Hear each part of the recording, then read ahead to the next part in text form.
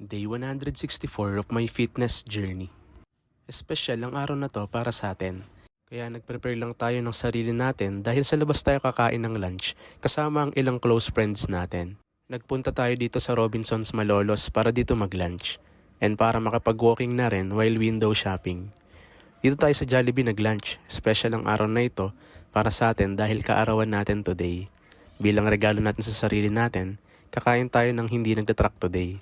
Pero mindful pa rin tayo sa portion ng foods para continue pa rin ang progress natin kahit paano. After natin kumain, sinulit natin yung oras natin dito sa mall para makapaglibot by walking. Sobrang sulit ng araw na to para sa atin.